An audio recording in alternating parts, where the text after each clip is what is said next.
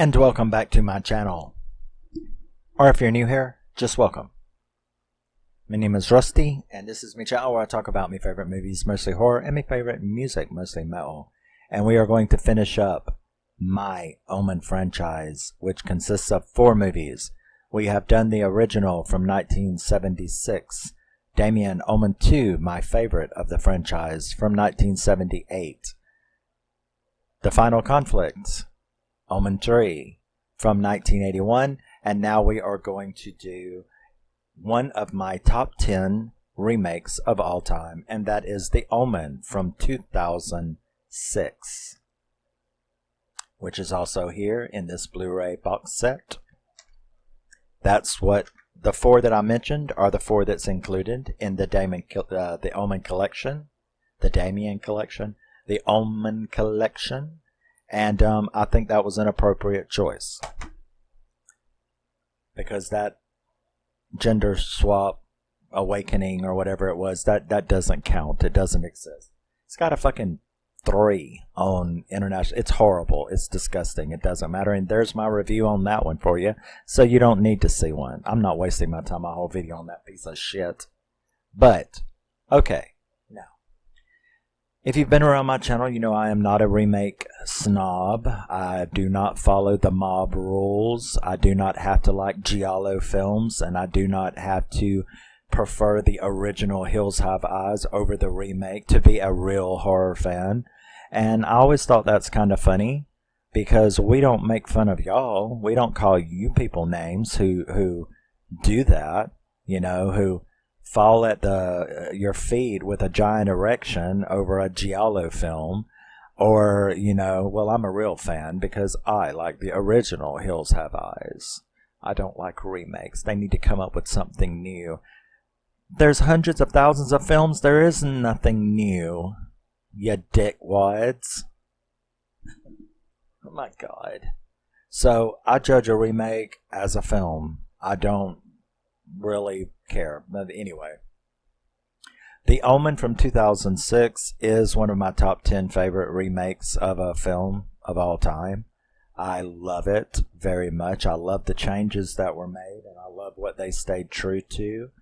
I think John Moore did a great job with this, and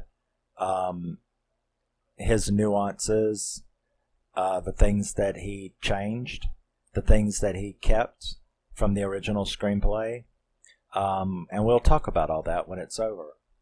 The Omen was released in 2006. It stars Liev Schreiber, Julia Stiles, and Seamus Fitzpatrick, who was a wonderful Damien. Yes, he was. Now, this one, the remake, is slightly different, but it stays to the correct story, so most of this you would have heard before, which is why I'll go through it pretty quickly. It starts off, however, with a Vatican observatory where they are observing 3 comets. They report this to the order in front of the Pope, that it signals the Antichrist and the coming apocalypse and the rapture and all that by relating it to current events. You know, they'll compare this to something that's happened now. It says this in prophecy, and you have the Twin Towers, and you see how it's the same. So they kind of do that to, you know, do that.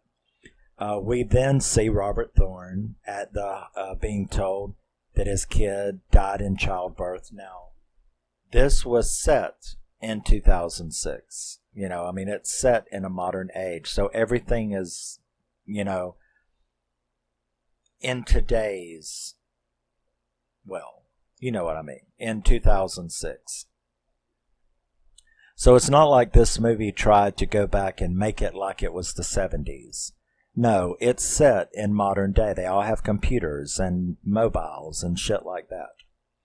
So he's told about it. The priest does the same thing, adopts another without her knowledge. You have the growing up scenes where the first 4 years of the baby, as he grows up with them. You see all kind of scenes of their family life. Robert gets promoted to deputy ambassador to the UK. But that, of course, isn't where the group wants him. So they end up instead, we get to see the current ambassador get brutally killed by a really neat... A lot of the kills in this movie look like Final Destination, which I think is extremely cool. But, you know, this happens, trigger, trigger, trigger, trigger, you're dead.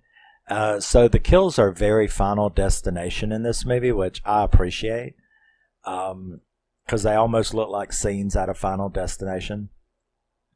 So we get to see him blown up in his car by this freak accident. Rob feels guilty because now he is made the ambassador because he was the deputy. So now he's made the ambassador and they buy their new house. We, of course, get to see Damien's 5th birthday party, which happens the same way. The hanging is a little different and it's a little more brutal, like everything in this movie. The hanging was shown pretty equal in brutality, but just a hair more brutal. So we have that. We're introduced, of course, to the photographer, whom I knew from an episode of Prime Suspect, so I recognized him. He plays Jennings in this one. Robert feels kind of guilty. He's a little bit more stoic than Gregory Peck. And forceful than Gregory Peck. So, but he played it very well.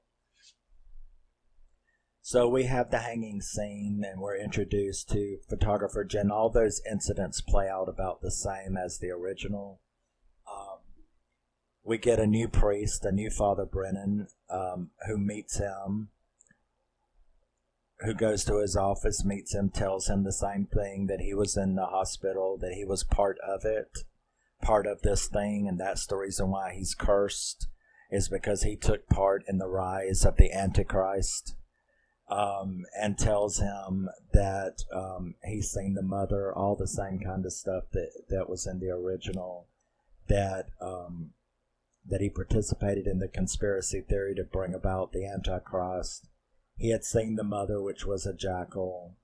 And of course, Robert freaks out, throws him out, you know, just sort of like in the first one. Here's the first real change up of the remake.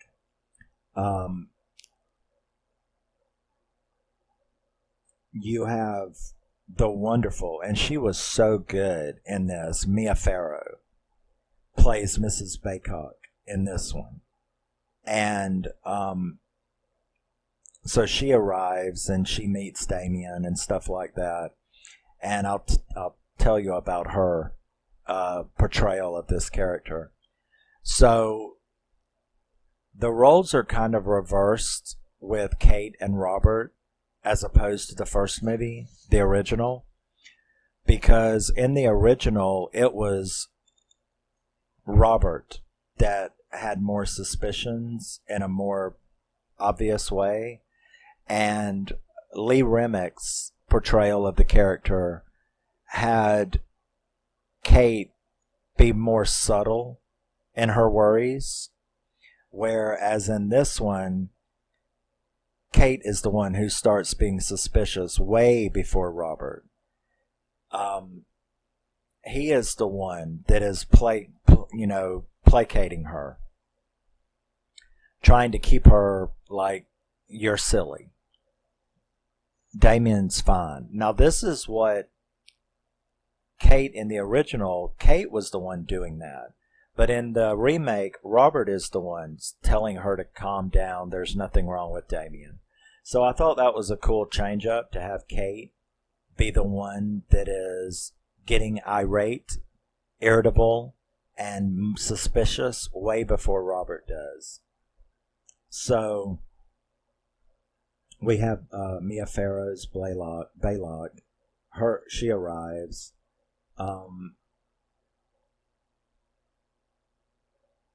We see the photographer noticing the anomalies.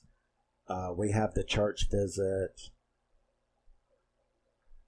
where Damien freaks out in the car, and it's a lot more violent. It was pretty violent in the original, but this one, he gets some handfuls of hair out of Julia Stiles. You know what I mean? His freak out going to the church is a lot more violent in this one than it was in the original. That's when Kate is the one who is like, but he's never been ill. He's never been sick. Isn't that strange? Now that was the stuff that Robert was saying in the original, but it's Kate doing it all in the remake. So, which makes sense because she's the one that ends up needing a psychiatrist, not Robert. So, like in the original, if Kate was so worried that she needed a psychiatrist, how come she's the one that's so quiet about it? And reassuring Robert, whereas in the remake, she is the one that needs a psychiatrist because she's having these suspicions and she vocalizes them. And it's Robert who's trying to keep her dismissive of it. So Kate wonders why he's never been ill, thinks he's different, which I put a reversal. Right, it's a reversing from the original. We get to see these cool nightmares, which are a manifestation that we didn't get to see in the original. If Kate is having all of these fears and suspicions, the remake actually puts them into visual form for you to see how it's bothering her. Because she's having these horrible nightmares, some of them with jump scares that got me, about Damien and the situation. So I appreciated that because it sort of brought her mental state to the forefront. Whereas in the original, we just had to take her word for it and assume. In the remake, we get to see the kind of feelings that she's having through nightmares and visions and stuff like that. So, we have the dog scene in the room where Robert checks on Damien. We then have the zoo trip, which is kind of different. In the zoo trip, in this one, the monkeys all freak out, but instead of baboons on the car, they're in an indoor, zoo, and the gorillas try to bust through the glass. And Kate really gets more suspicious at this point. The priest asks for the park meat, so we're approaching the infamous impaling scene. So Robert ends up going and meeting him. It's all played out a little differently, and then he tells him all of that stuff, the theory, Bugenhagen, all of this kind of stuff, just like the original one. He doesn't believe him. Stay away from my family. The priest tries to get to the church, and that impaling scene is flawless. It looks so much up to date and different than the original. The original was great. 10 out of 10. You already know. The original Omen is a 10 out of 10. So don't take anything I say as something bad about the original. I am just in love with the remake as well, and so you're going to hear me praising it. The fucking impaling scene was done so well, where it went through the stained glass, and instead of coming through the neck out, it comes straight through the chest, and all of that glass cuts him up. It was a flawless scene. I really liked that. So,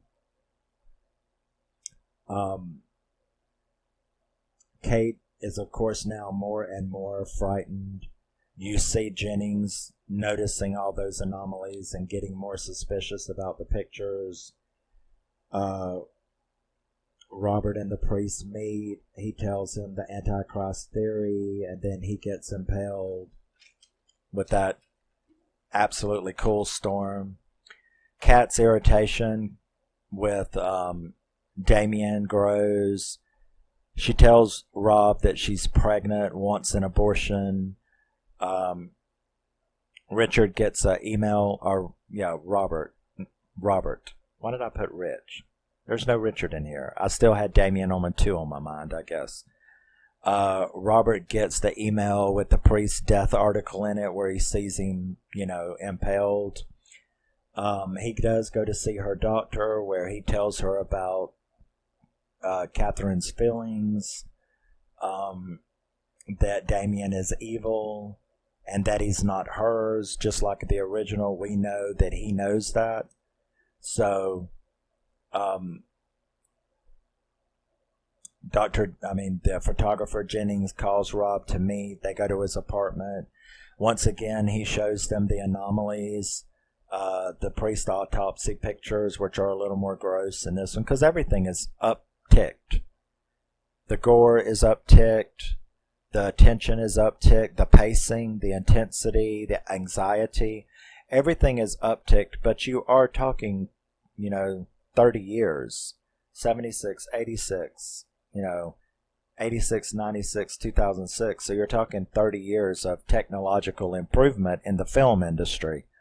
So everything is like upticked in this movie. So he shows him the birthmark on the priest.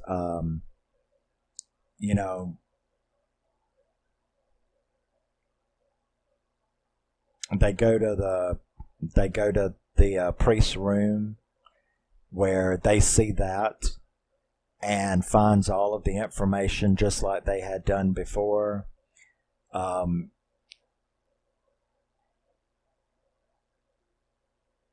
Right. I'm making sure I don't get lost now.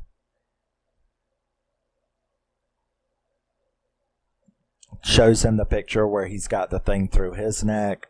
So they set off to find out what's up in Rome. They learn. Has he knocked his mom? Yeah, okay. See, that's why I got confused, because I was like, wait, didn't this happen after she lost the baby? Right. So, okay. Excuse me, I jumped ahead. I'm a redhead. Leave me alone.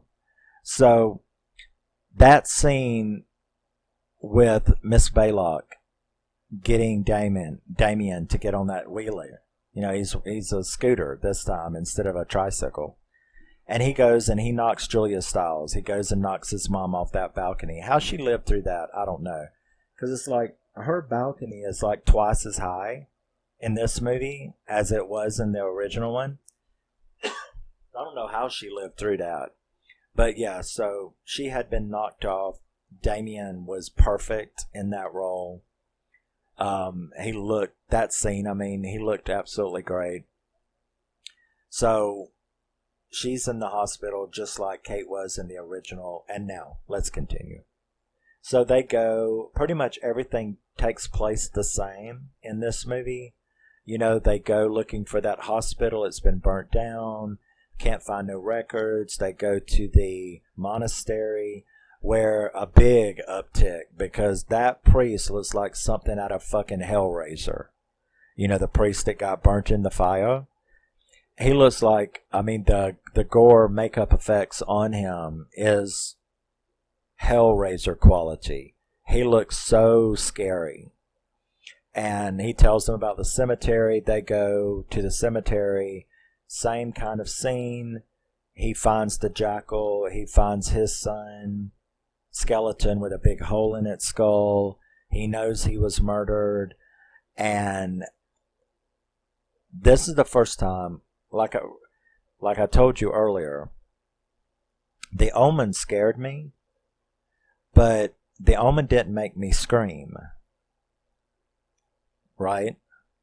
When that fucking dog, because in the original, the dog surrounded them and was growling. You did not know the dogs were there in the remake. So you're sitting there expecting, well, they're fisting to start hearing growling or something, like it did in the original. No. Right when he figures out that his son had been murdered, the dog attacks him, and I swear to God, I screamed out loud because I did not see that coming. That was not in the original. And the dog fight, or the dog attack, was so much more brutal. It was brutal in the original, but fuck all, it was brutal in this movie. And that first one was a jump scare. And even though I've told you, if you haven't seen it, if you haven't seen the remake, even though I told you, no growling, you don't know the dogs are there, they suddenly attack him, even though I've told you that, you're not going to know the exact second it happens, and you will jump high. Okay? So, you might be going, oh, well, he spoiled that. No, you already knew that there was going to be a dog attack. It just happens in a different way. And even though you know that, you are not going to know the exact second it happens, and you're going to scream. You won't admit to me or anyone that you screamed, but you will scream. So, they go, all of this is pretty much taken the same, except an uptick. So, he finds out this, all of this. They talk to the priest, the cemetery. This is when Kate, of course, is murdered. Now, a lot of people would probably be like, but the ambulance was so cool. Yeah, it really was. But this is 2006. It's not 1976. There is too much security. Hospitals aren't built the same way. There's too much security. There's too much people around. Mrs. Baylock, because that's one complaint that I've heard, they're like, but I like when she was thrown out into the ambulance. Well, go watch the original, because that was in 1976 when that was possible. Okay? You just can't throw someone out a hospital window in 2006. The windows are, the safety standards. Okay? You're not going to be able to push somebody out a simple window, because they're not simple windows anymore in hospitals. They're going to be, break-proof, or whatever they call that, reinforced glass and stuff like that. So the murder scene for Kate is really different, but it's just horrible. She comes in, she actually brings Damien with her. He sits outside and keeps the guard that's on her, because, see, that was another thing. How the fuck in the original did Miss Baylock get in there to throw her out the window when she is the ambassador's wife? Okay? She's the ambassador's wife, and there's no security outside her door. So in 2006, they fixed that. It's like there's a security guard out there, and Damien sits and keeps him mesmerized with his eyes, makes him cry and stuff. I mean, he keeps him busy so that he doesn't know. Miss Baylock goes in there, and Mia Farrow was so good when she filled up the syringe with air and put it in there, and it was a horrible death to watch. Granted, not as exciting as getting thrown out, but you would have to see, that was believable in 1976. You would have to suspend your disbelief a lot more for that to happen in 2006 with technology the way it is. Because you just are not going to walk into the ambassador to the UK. You're not going to walk into their bedroom and throw them out the window. His wife. You're not going to do that. So I thought it made a lot of sense, despite the fact that the ambulance kill was a lot cooler. This one was still horrible, and they made up for it by Mia Farrow's creepiness. The stuff she said to her while she was killing her was just disturbing, the way she acted. And we'll talk about her portrayal in a minute. So they go to see Bugenhagen after he's found out his wife is dead, just like the original. He refuses. Him and Jennings go outside. He refuses to do it. I'm not going to do it. Throws the stuff like the original. Jennings goes over there and picks it up. And the decapitation scene was so different. It was like 100% Final Destination. You know, the hammer fell, hit this, hit that, broke this. The thing swung around and cut his head off, and it was so gross, and it was so cool. And it looked just like a scene out of Final Destination. I thought it was fantastic. You know, so that was a change that was really good. There's where I wrote scared the shit out of me when I was talking about the dog attack at the graveyard. He's decapitated. Cool. Final Destination kill is what I wrote. He gets home. That scene was a lot more tense in this movie than it was in the original. That fucking dog. Wow. But he traps that dog in the basement. And then he goes up, he checks his hair, he finds the birthmark, and then he is attacked by Miss Baylock. That scene was equal but a notch up. Almost everything is equal but a notch up in intensity. And his fight with Miss Baylock, and whereas Robert stabbed Miss Baylock inside the house at a third, man, she was like 10 times wilder in the remake, and he like had to run her over with his car, and that was a cool scene because she was like maniac. You know what I'm saying? She was maniac.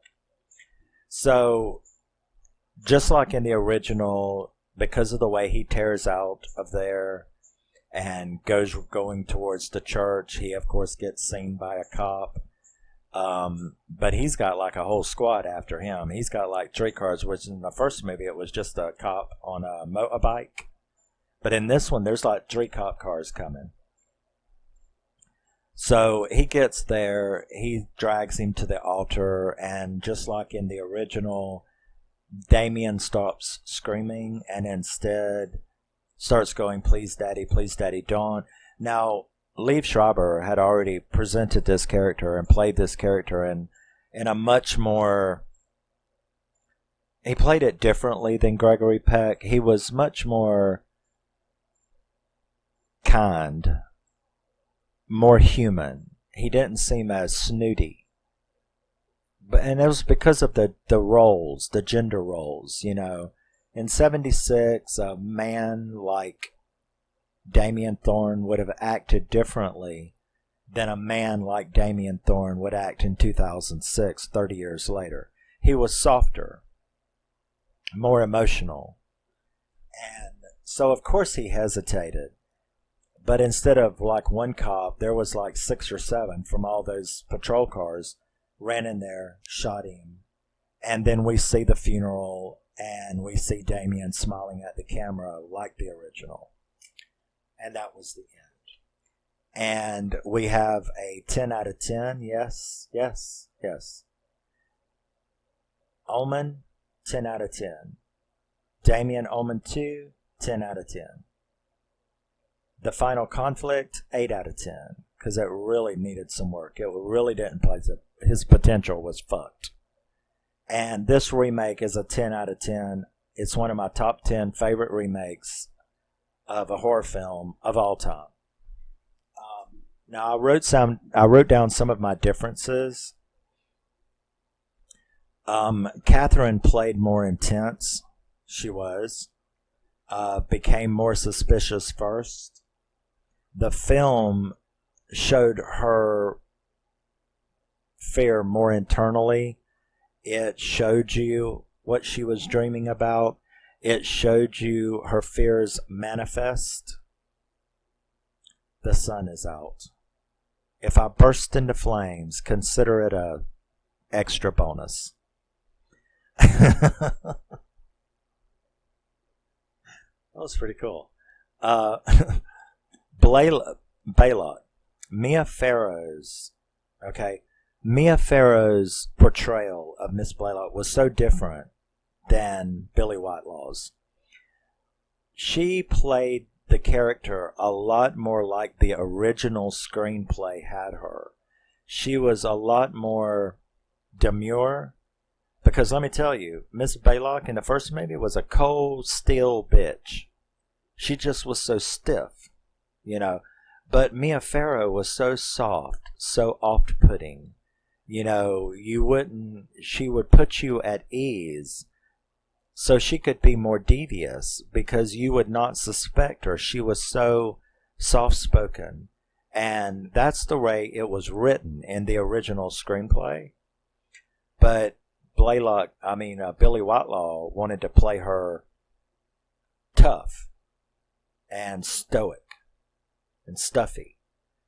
Whereas this director allowed Mia Farrow, and I think it was a wonderful cast choice, allowed Mia Farrow to play her very soft and very disarming. There you go. She disarmed you with her softness.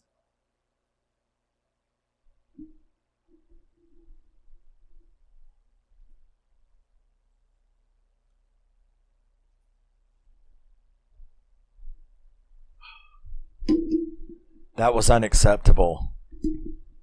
You think I was kidding about bursting into flames? I'm in Florida, for God's sakes. So now, where was I? Oh, so this director allowed, first of all, in his choice of Mia Farrow, but then to allow her to play it as it was originally written, which was very soft, very disarming, very sweet, it would allow her to get away with more shit, to be more devious.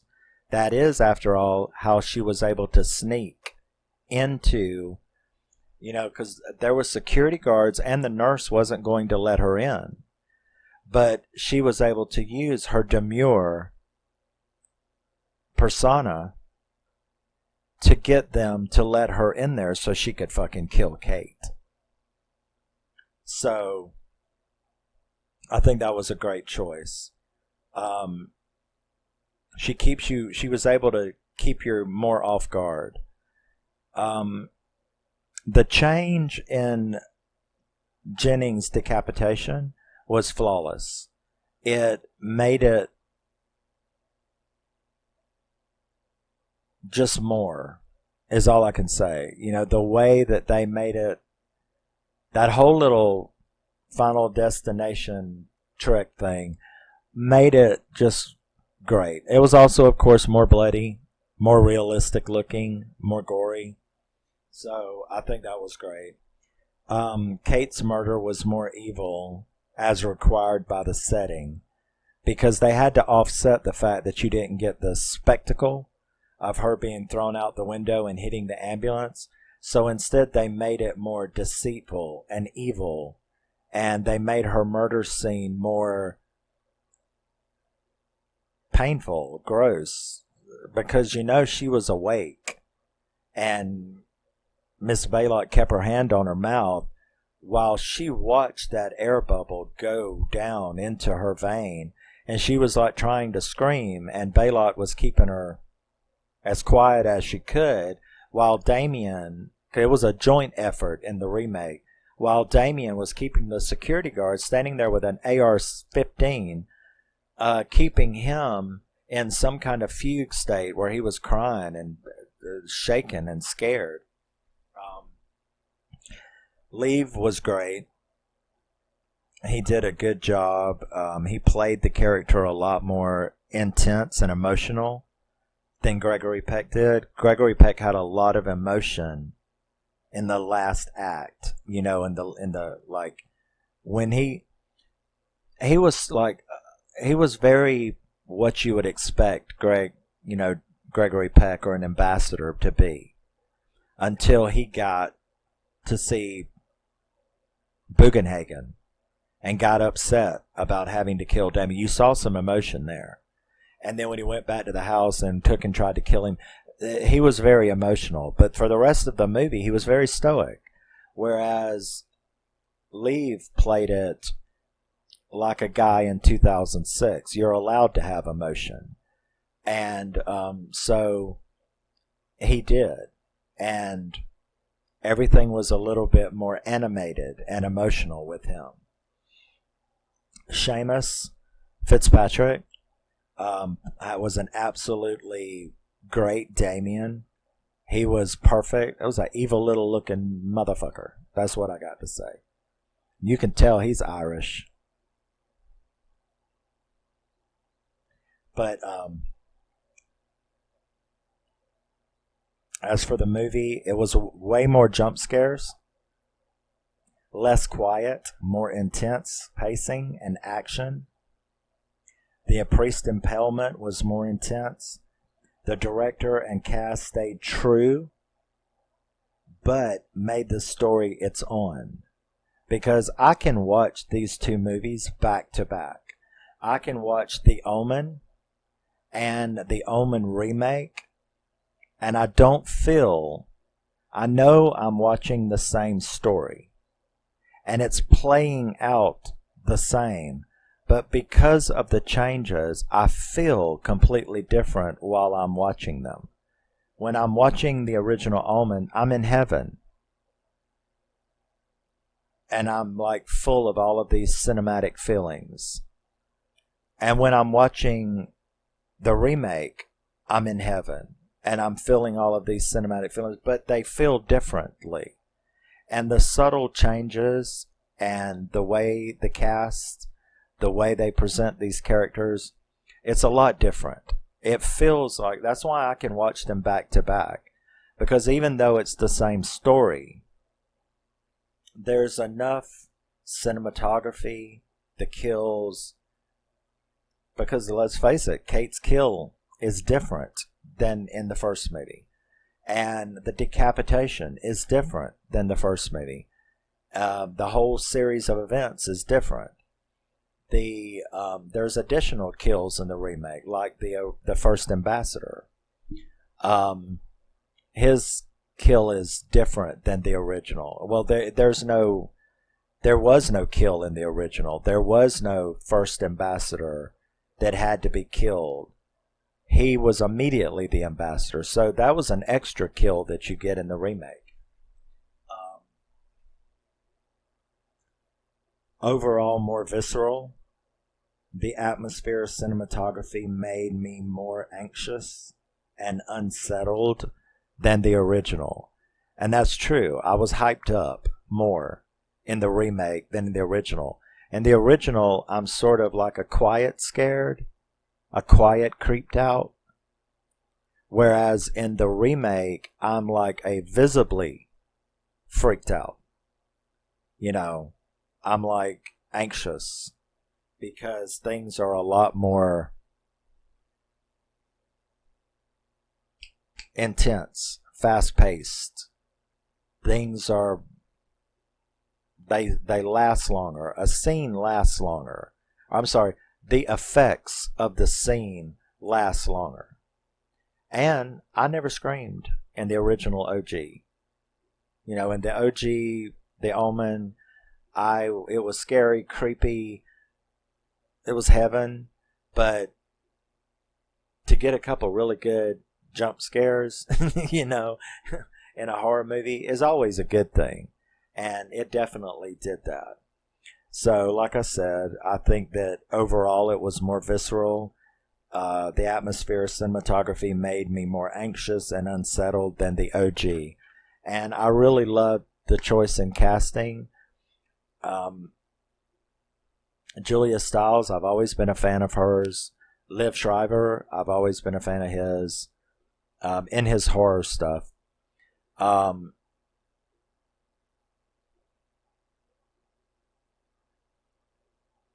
Seamus is great as Damien.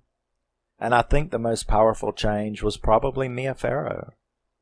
And the change in Kate. Kate being like a totally different portrayal of that character from Julia Stiles. So yeah, that's it. I'm sure I just praised it to death. But I love the remake of The Omen. It sits up there with my top 10 remakes, you know. With the My Bloody Valentine remake, Last House on the Left, The Hills Have Eyes remake. It's up there with them, I love this remake, and I have watched them back to back. I have watched them back to back because it's fun. Because they feel like two different movies telling the same story, and it's kind of neat that way. So, that does it for the Omen. Hope you enjoyed it. Tell me what you think. I'm sure a lot will disagree with my remake praise, but I did. What did you think about them? And I will see you in the next thing I do. Love you, miss you, bye-bye. And always remember, never forget. You're a very special person. Don't let anyone ever tell you differently. Support independent horror and support physical media. And I will see you in the next one. Bye. I am not the Antichrist. I know, I have that. And people go, why do you have an upside down cross on you? And I'm like, it only is upside down to you. I was a stupid 16-year-old, and I didn't think about it, but it's only upside down to you. To me, when I was doing it, it's right side up. That's a homemade, me and my cousin, we went, we were naughty, okay? Me and my cousin and my older brother, we went to the TGNY and we bought India ink. And then we went home and we made a homemade, you took 2 sewing needles out of my grandmother's sewing basket and you put the 2 needles, but they're not even. You put them like that. And then you wrap them up with all this string until they're immovable, and you have this thing. And she put a tattoo on herself. My older brother put it, and that's what I put on myself. And to me, you see, it's right side up. It hurt like shit too. And it's I did that for fucking 2 hours. I had no idea that it would be there for the rest of my life. Not only did I have no idea that it would be there for the rest of my life, I also didn't realize that when I was standing up and looking at people, it's fucking upside down and makes me look like a Satanist, worse, a member of the Satanic Church or something. But it's right side up to me. Kids, yeah? Although I admit it does look kind of cool with an Omen shirt and an upside down cross on you. I don't know. I like to make you wonder.